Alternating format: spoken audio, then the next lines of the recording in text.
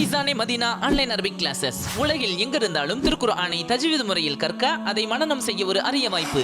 அத்தோடு அரபி மொழி பேச எழுத விரும்புவோருக்கு தனி வகுப்பு, பெண்களுக்கான ஆலிமா வகுப்பு என இவை அனைத்தும் தமிழ், இங்கிலீஷ், ஹிந்தி, உருது ஆகிய மொழிகளில் வயது வரம்பின்றி வார நாட்கள், வார இறுதி நாட்கள் என நடத்தப்பட்டு சான்றிதழ் வழங்கப்படுகின்றது. மேலும் விவரங்களுக்கு கீழுள்ள எண்ணை தொடர்பு கொள்ளுங்கள்.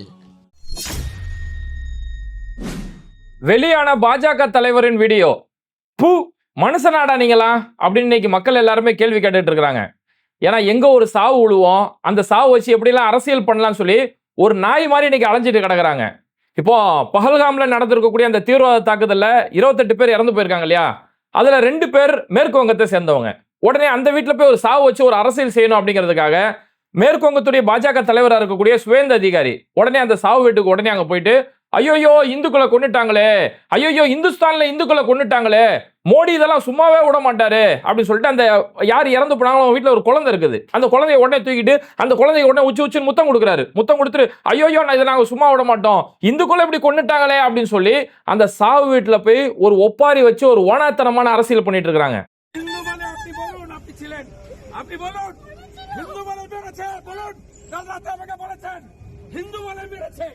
হিন্দু বলে মেরেছে, বলুন বলুন আপনি মুসলিম, আপনি কি কালমা পড়তে জানেন? না জানি না, বলুন এদের বলুন সেকুলার মেরে দিল, ও দায়িত্ব আমার எவ்வளவு ஒரு கேடுகட்ட காரியத்தை பாருங்களேன். அங்க இறந்து போனவங்கள இந்தியர்களா பார்க்காம, தாக்குதல் நடத்தினவன தீவிரவாதியா பார்க்காம, இங்க இறந்து போனவங்க இந்துக்கள், தாக்குதல் நடத்தினவங்க முஸ்லிம்கள், ஐயோ இந்துக்களை கொன்னுட்டாங்களே அப்படின்னு சொல்லி அங்க போய் இவ்வளவு ஒரு கேவலமான ஒரு நாடகத்தை நடத்திட்டு இருக்காங்க. சரி, நம்ம என்ன கேட்கிறோம்? உங்க கையில தான் எல்லாமே இருக்குல்ல, முப்படை எல்லாமே உங்க கையில தான் இருக்குது, போய் எதிரில் தாக்குதல் நடத்து. பாகிஸ்தான் தான் இது காரணமா பாகிஸ்தான்ல போய் தாக்குதல் நடத்து. எந்த தீவிரவாதியும் இப்ப போட்டோலாம் வரைய ஆரம்பிச்சிட்டாங்க, தீவிரவாதி பிடிச்சி தூக்கில போடு, அதுக்கான பதில் தாக்குதல் நடத்து. அதை எதையுமே செய்யறதுக்கு வக்கு கிடையாது. ஆனா வீடு வீடா போய் இப்படி சாவு வீட்டுல போய் ஒப்பாரி வைக்கிறத தவிர இவங்களுக்கு வேற எதுவுமே தெரியாது. இப்போ பாகிஸ்தான் மேல ஒரு அதிரடி ஆக்ஷன் ஒன்று எடுத்திருக்காங்க தெரியுமா? என்ன ஆக்ஷன் அப்படின்னா, நம்மளும் சரி பாகிஸ்தான் மேல பயங்கரமான ஒரு ஆக்ஷன் எடுப்பாங்க போல இருக்கு அப்படின்னு எதிர்பார்த்தோம்னா, பாகிஸ்தானோட எக்ஸ்பேஜ், அவங்களுடைய ட்விட்டர் பேஜ் இனிமே இந்தியாவில் காட்ட முடியாத அளவுக்கு பாகிஸ்தானோட எக்ஸ்பேஜ் நாங்கள் தடை செஞ்சிட்டோம். பாகிஸ்தான் அரசாங்கத்துடைய எக்ஸ்பேஜ் வந்து இனிமே இந்தியாவில் வந்து யாருமே பார்க்க முடியாது அப்படின்னு சொல்லி இந்த காமெடியில் சொல்லுவாங்கல்ல, சீப்பை ஒழிச்சு வச்சுட்டு நான் கல்யாணத்தை நிறுத்திட்டேன் அப்படிம்பாங்க தெரியுமா? அப்பேற்பட்ட ஒரு சின்ன பிள்ளைத்தனமான ஒரு ஆட்டத்தை தான் இவங்க ஆடிக்கிட்டு இருக்கிறாங்க.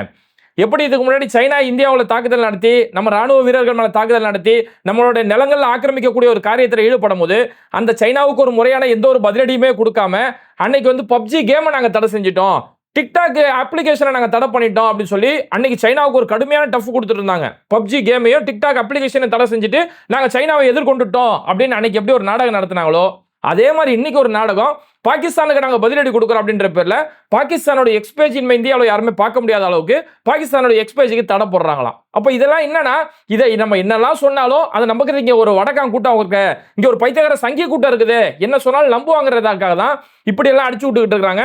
அதுல இந்த சுவேந்த அதிகாரி கொஞ்சம் ஓவராவே வாங்கின காசுக்கு மேல ஓவரா கூவக்கூடிய ஒரு ஆளு.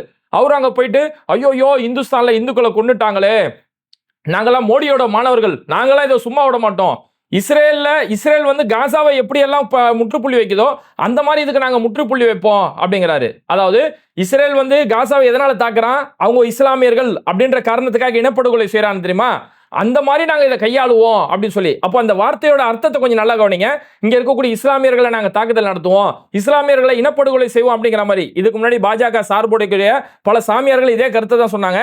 அந்த மாதிரி ஒரு வாசகத்தை தான் இங்க ஒரு சூசகமாக சொல்றாரு. இஸ்ரேல் வந்து காசாவை எப்படி கையாளுதோ அந்த மாதிரி இந்த விஷயத்தை நாங்க கையாண்டு ஒரு முற்றுப்புள்ளி வைக்க போறோம், ஏன்னா நாங்கெல்லாம் மோடியின் மாணவர்கள் அப்படின்னு சொல்லி அந்த குஜராத் வன்முறையை ஃபாலோ பண்ண போறோம் அப்படின்னு ஏதாவது சொல்றாருன்னு சொல்லி அர்த்தம் தெரியல. அதுக்கப்புறம் அந்த அம்மாட்ட சொல்றாரு, இந்த குழந்தைய தூக்கி தூக்கி முத்தம் வச்சுக்கிட்டே சொல்றாரு, அம்மா நீ கவலைப்படாத, உன் பிள்ளை நான் பார்த்துப்போம்மா, உன் பிள்ளை நாங்க பார்த்துப்போம், இந்த பிள்ளைக்கு எல்லாமே நாங்க செய்வோம் அப்படின்னு சொல்லி திரும்ப திரும்ப அந்த அம்மாட்ட போய் இந்துக்களை கொண்டுட்டான்னு சொல்லு, இந்துக்களை கொண்டுட்டான்னு சொல்லு, இந்த பிள்ளையை நாங்க பார்த்துப்போம் அப்படிங்கிறாரு. இதெல்லாம் பார்க்கக்கூடிய மக்கள் இன்னைக்கு கமெண்ட்ல என்ன கேட்கறாங்கன்னா, கிழிப்பீங்க, கிழிச்சு புடுங்குவீங்க அப்படிங்கிற மாதிரி கேள்விகள் தான் இன்னைக்கு மக்கள் எல்லாருமே கேள்வி கேட்டுட்டு இருக்காங்க.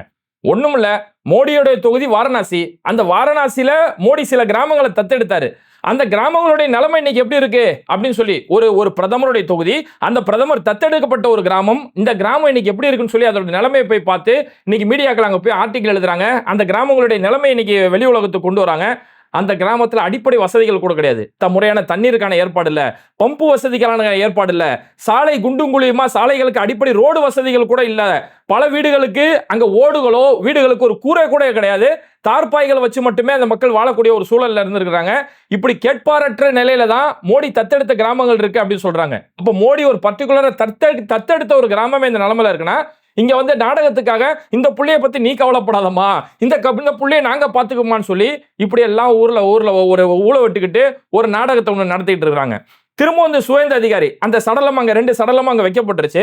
அந்த இடத்துல போறாரு. அந்த இடத்துக்கு போயிட்டு ஐயோ இந்துக்களை கொன்னுட்டாங்களே, இந்துஸ்தான்ல இந்துக்களை கொன்னுட்டாங்களே சொல்லி திரும்ப அந்த சடலத்துக்கு மேல சத்தியம் பண்ணிக்கிட்டு பயங்கரமான நாடகத்தை அங்க நடத்திக்கிட்டு இருக்காரு. அதுக்கப்புறம் வெளியில வந்து கோஷம் போடுறாரு. தொடர்ந்து அவர் பயன்படுத்தக்கூடிய வார்த்தை இந்துக்களை கொன்னுட்டாங்களே இந்த ஒரே வார்த்தை. ஆனா இங்க உண்மையில காஷ்மீர்ல என்ன நடந்துச்சு அப்படிங்கிற வீடியோ நம்ம பின்னாடி பார்ப்போம். இப்போ சுவேந்த அதிகாரியை பொறுத்த வரைக்கும் எப்படியாவது உருண்டு பிறண்டு அங்க ஒரு முதலமைச்சர் ஆயிரணும், எப்படியாவது ஒரு முறையாவது இங்க ஜெயிச்சு நம்ம பாஜக சார்பில் முதலமைச்சரா உட்கார்ந்துடணும்னு சொல்றதுக்காக என்னெல்லாம் செய்ய முடியுமோ அதை செஞ்சுக்கிட்டு இருக்கிறாரு. எப்படி இங்க அண்ணாமலை ஒரு ஃபார்முலா ஒன்று பண்ணாரு. கள்ளக்குறிச்சியில கள்ளச்சாராயத்தினால மக்கள் இறந்தோடனே அண்ணாமலை அங்க போய் அங்க பாதிக்கப்பட்ட மக்களுக்கு போய் ஆறுதல் சொல்லும் போது ஒரு லேடி ஒருத்தவங்களை செட்டப் பண்ணாங்க.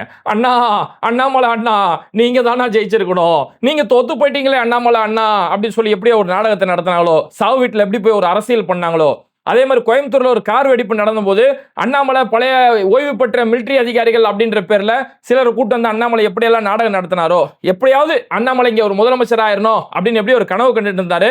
கடைசியில் அந்த கனவு கனவா மட்டுமே போச்சோ, அந்த மாதிரி மேற்கு வங்கத்துல கனவு காணக்கூடிய ஒரு டம்மி பீஸ் தான் இந்த சுவேந்த அதிகாரி. இந்த சுவேந்த அதிகாரியை பொறுத்த வரைக்கும் இவர் என்னெல்லாம் காரியத்தில் பண்ணிட்டு இருப்பாருன்னு பார்த்தோம்னா, சமீபத்தில் மேற்கு வங்கத்துல சந்தோஷ் காலின்னு சொல்லி ஒரு கலவரம் ஒன்று நடந்துச்சு.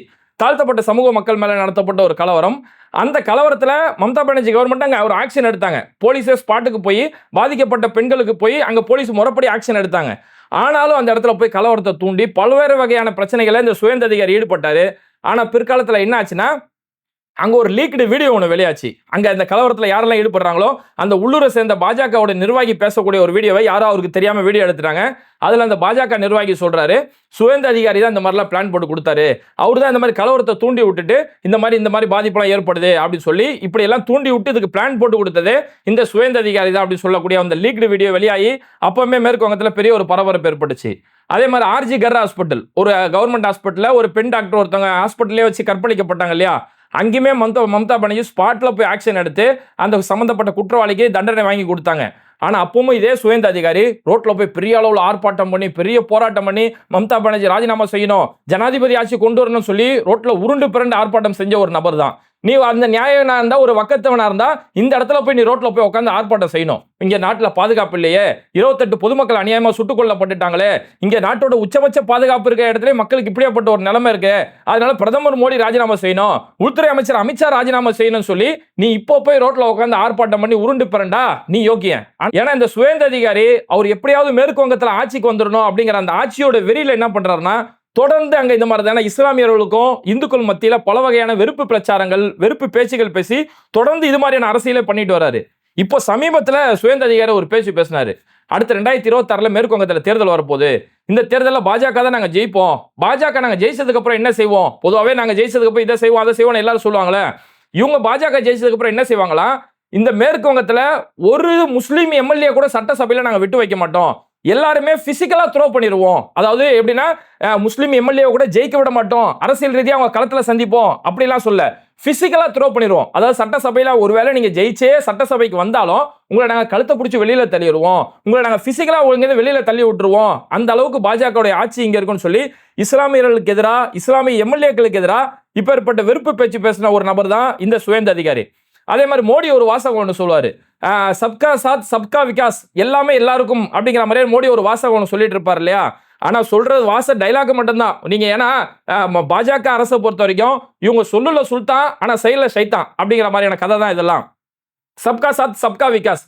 ஆனா இந்த சுவேந்த அதிகாரி மட்டும் என்ன சொல்றாரு, அமரா சாத் அமரா விகாஸ், எல்லாமே எங்களுக்கு தான், இந்துக்களுக்கு மட்டும்தான் எல்லாமே இருக்கணும் அப்படின்னு சொல்லக்கூடிய ஒரு நபர்.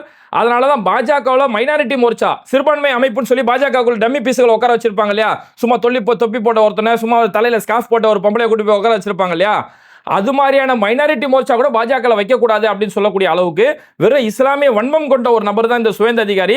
இந்த இஸ்லாமிய வெறுப்பை தூண்டி அது மூலியமாவே ஆட்சியை பிடிச்சிடலாம் அப்படின்னு சொல்லிட்டு முழு வெறி பிடிச்சி ஒரு பைத்தியக்காரத்தனமான காரியத்துல தான் இவர் தொடர்ந்து ஈடுபட்டு இருக்கிறாரு.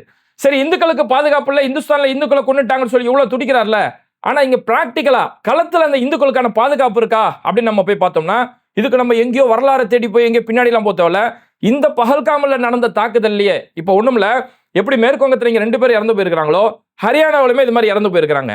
அப்ப ஹரியானாவுடைய பாஜக முதலமைச்சராக இருக்கக்கூடிய நைப் சிங் சைனி பாதிக்கப்பட்ட குடும்பத்துக்கு ஆறுதல் சொல்றதுக்காக போறாரு. பாஜக முதலமைச்சர் அங்க போறாரு. அங்க போகும்போது பாதிக்கப்பட்ட குடும்பத்தார் வந்து அங்க அழுதுகிட்டு இருக்காங்க.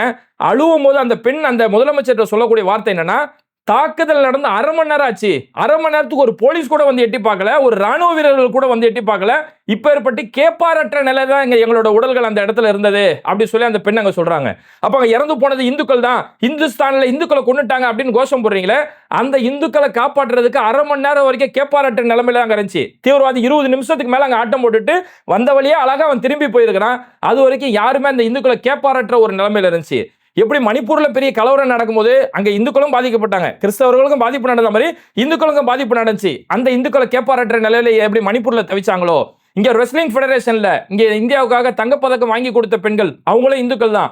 அவங்க பிரச்சனைக்காக போராடும் போது அவங்களை எதிர்த்து அவங்களுக்கான ஆதரவு, உங்களுக்கு என்ன பிரச்சனை அப்படின்றது கூட கேள்வி கேட்க முடியாத அளவுக்கு இந்துக்கள் அங்க நிராகரிக்கப்பட்டாங்களோ, அதே மாதிரி தான் இந்த தாக்குதலோட விஷயத்திலுமே இந்துக்களுக்கு தேவையான அடிப்படை வசதிகள், அங்க முறையான பாதுகாப்பு ஏற்பாடுகள் எதையுமே செய்யாம, ஆனா இந்துக்களுக்கு பாதுகாப்பு இல்ல, இந்துக்களை கொல்றாங்களே, இந்துஸ்தான்ல இந்துக்களை கொல்றாங்கன்னு சொல்லி இப்படி எல்லாமே நடிச்சு நாடகம் போடுறதை தவிர இவங்கள்ட்ட வேற எந்த ஒரு அரசியலுமே இல்ல. ஆனா இதையும் தாண்டி இப்படி எல்லாம் இந்த நாடகம் இருக்கு இல்லையா, இந்த நாடகத்தெல்லாம் இன்னைக்கு மக்கள் காரி துப்பிட்டாங்க. ஏன்னா ஒரு அளவுக்கு தான் வெறுப்பு பிரச்சாரங்கள் நம்புவாங்க. இந்த வெறுப்பு பிரச்சாரம் எந்த அளவுக்கு மோசமா போயிருச்சுன்னா, இன்னைக்கு மாரிதாஸ் கேள்வி கேட்க ஆரம்பிச்சிருக்காரு. பாஜகவுக்காகவே செயல்படக்கூடிய ஒரு யூடியூப் சேனல், முழு பாஜகவுடைய செயல் திட்டமா செயல்படக்கூடிய ஒரு நபர், அந்த மாரிதாஸ் இன்னைக்கு அவரோட ட்விட்டர் பேஜ், ஃபேஸ்புக் பேஜ் எல்லாத்துலயுமே பதிவு போட ஆரம்பிச்சாரு. சும்மா இந்த முஸ்லீம் தான் கொன்னுட்டான் இந்த வார்த்தையெல்லாம் திரும்ப திரும்ப இதே பேசிட்டு இருக்காங்க. அங்க இந்துக்கள் அங்க பாதிக்கப்படும் போது ஒரு முஸ்லீம் தான் உயிரை கொடுத்து அந்த இந்துக்கள் அங்க காப்பாத்தி இருக்கிறான். அதனால அந்த ஒரு முஸ்லீம் அங்க கொல்லப்பட்டிருக்கிறான். வெறும் குதிரை வியாபாரம் பண்றவன் தான், இதுதான் அவனோட வாழ்வாதாரம். அது அவனோட வாழ்வாதாரத்தை நம்பி தான் அவனோட குடும்பமா அங்க இருக்குது. ஆனா அவன் அநியாயமா அங்க கொல்லப்பட்டிருக்கான். அப்ப இந்துக்களை காப்பாத்துறதுக்காக முஸ்லீம்கள் தான் அங்க களத்துல நின்று இருக்காங்க. ஆனா திரும்ப திரும்ப முஸ்லீம் தான் காரணம் சொல்லி இந்த வார்த்தையெல்லாம் தூக்கி குப்பை தொட்டியில தூக்கி போடுங்க. இங்க முறையா கேள்வி கேட்க வேண்டியது, பாதுகாப்பு ஏற்பாடு எங்க போச்சு? பிரதமர் மோடிக்கு இவ்வளவு பெரிய பாதுகாப்பு இருக்குது, உள்துறை அமைச்சருக்கு அவ்வளவு பெரிய பாதுகாப்பு இருக்குது, நடிகை கங்கனா ராணாவத்துக்கு Y+ பாதுகாப்பு ஏற்பாடு பண்றீங்க. கங்கனா அப்படி இந்த தேசத்துக்கு என்ன செஞ்சிட்டாங்க? மாரிதாஸ் இந்த கேள்வி கேட்கிறாரு. கங்கனா ராணாவத் அப்படி என்ன செஞ்சிட்டாங்க? கங்கனாவுக்கு இவ்வளவு பெரிய பாதுகாப்பு ஏற்பாடுகள் செய்றீங்க. ஒண்ணுமில்லாத கர்நாடகாவில் வந்த அண்ணாமலைக்கு இவ்வளவு பெரிய பாதுகாப்பு ஏற்பாடு செய்றீங்க.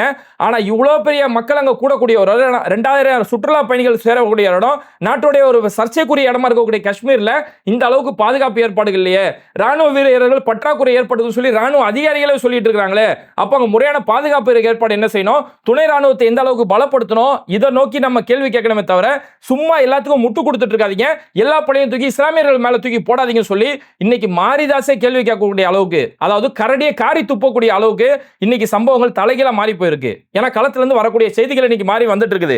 அங்க பாதிக்கப்பட்ட மக்கள் சொல்றாங்க, அங்க உள்ளூர்ல இருக்கக்கூடிய இஸ்லாமியர்கள் தான் எங்களுக்கு எல்லா உதவியும் செஞ்சாங்க. அவங்க உதவி செய்யும் போது பிஸ்மில்லான்னு எங்களுக்கு உதவி செஞ்சாங்க. அதுல ஒரு வீடியோ நம்ம பார்த்தோம். ஒரு பாதிக்கப்பட்ட ஒரு பையன், அந்த பையனுக்கு ஒரு 20-22 வயசு இருக்கும்.